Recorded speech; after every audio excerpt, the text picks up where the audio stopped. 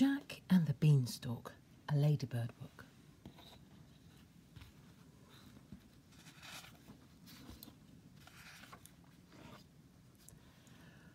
Once upon a time there was a widow who had only one son named Jack.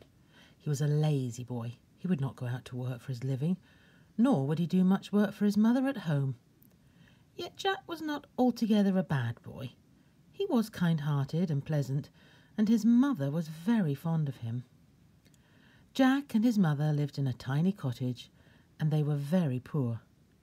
As time went on, the widow grew poorer and poorer, while Jack grew lazier and lazier. At last the day arrived when the widow had nothing left in the world except one cow. Then she said to her son, "Tomorrow you must take our pork out to the market and sell her. She's all we have left in the world, so be sure you get a good price for her." Next morning Jack got up early and set off for market with the cow.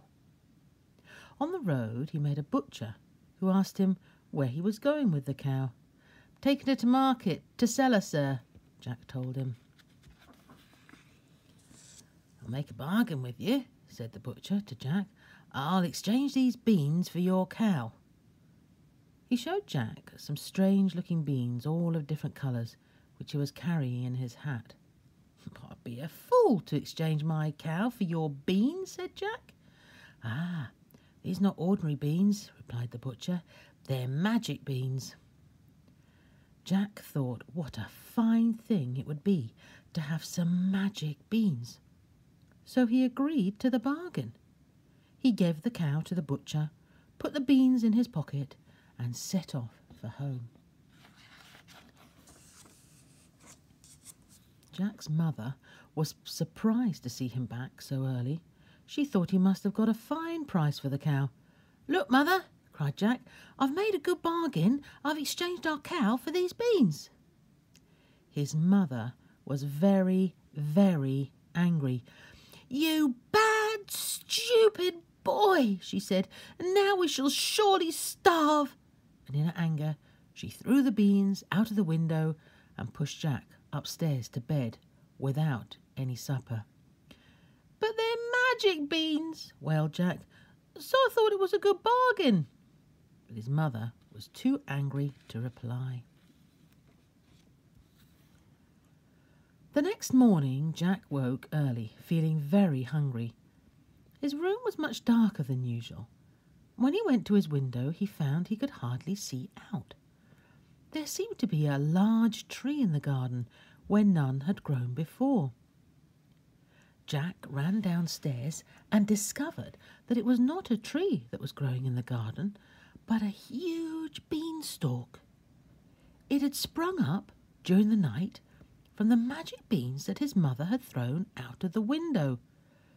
The beanstalk was taller and stronger than any tree, and it had grown so quickly that its top was out of sight. Jack began immediately to climb the beanstalk. It was hard work, pulling himself upwards from branch to branch. But Jack was a strong boy, and he was determined to reach the top. Jack climbed and he climbed and he climbed, yet whenever he looked up, the top of the beanstalk still stretched upwards out of sight. And all the time he grew hungrier and hungrier. At length, after many hours of climbing, Jack reached the top of the beanstalk and stepped off into a wild, bare country. Not a tree nor a blade of grass was to be seen, and there was not a house in sight. A long road led away into the distance.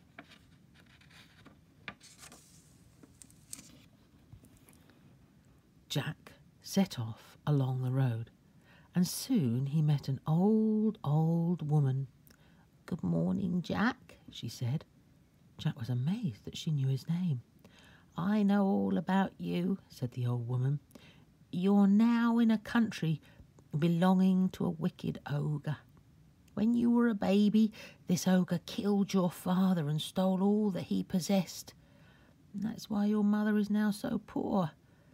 You must try to punish this ogre and get back your father's wealth," she continued. "If you're a brave boy, I shall try to help you."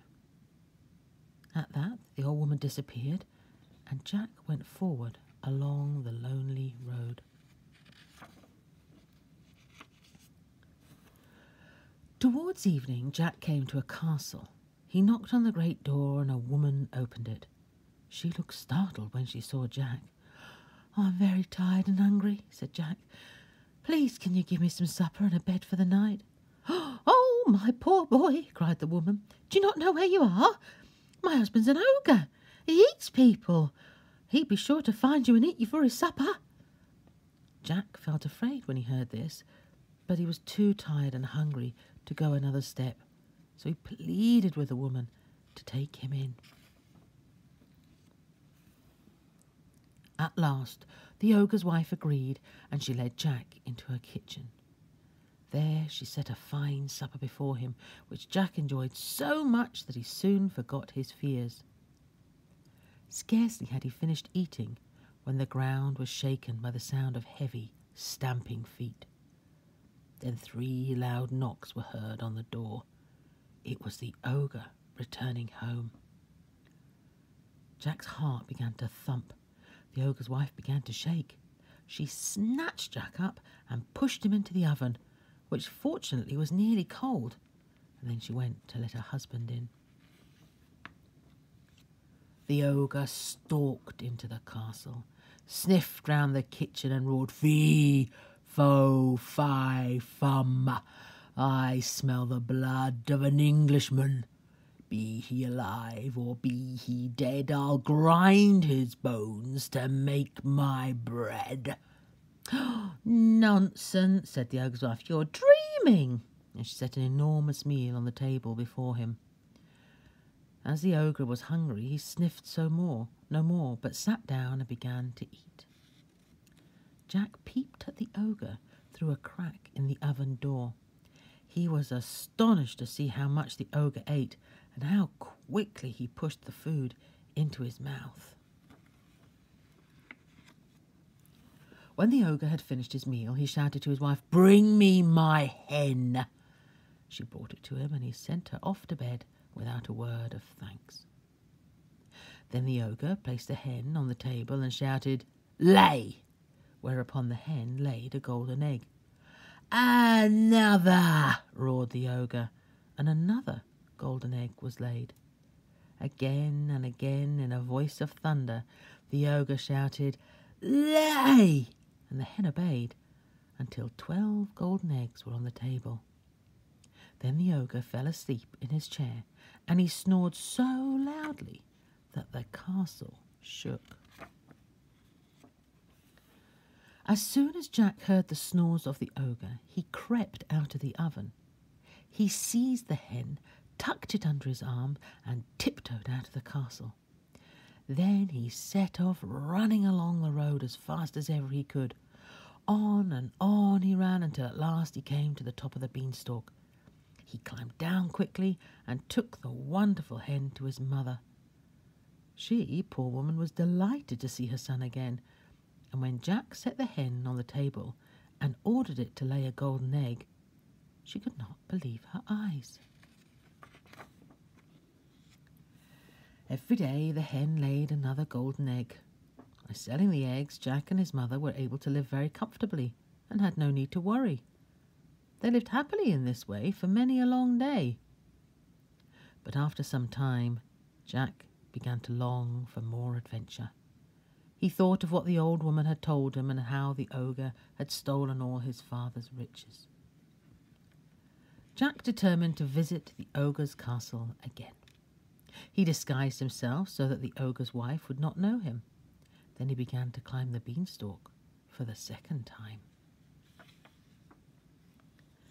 Just as before, Jack reached the castle towards evening and knocked on the door. When the ogre's wife opened the door, he said, "I shall be glad of food and rest, good woman, for I am hungry and tired." "You cannot stay here," replied the ogre's wife. "Once before I took in a tired and hungry boy, and he stole my husband's wonderful hen." Jack pretended to think that that boy who had stolen the hen was a rascal. He chatted so pleasantly to the ogre's wife that she felt she could not refuse him a meal. She let him come in. After Jack had eaten a good supper, the ogre's wife hid him in a cupboard. She had just done so when in stamped the ogre. He sniffed all round the kitchen and roared, "Fee, fo, fi, fum, I smell the blood of an Englishman. Be he alive or be he dead, I'll grind his bones to make my bread." "Nonsense," said the ogre's wife, "you're dreaming." And she set an enormous supper before him. After supper, the ogre roared, "Fetch me my money bags." His wife brought the bags and went off to bed. The ogre emptied all the money onto the table and counted it over and over again before putting it back into the bags. Then he fell asleep.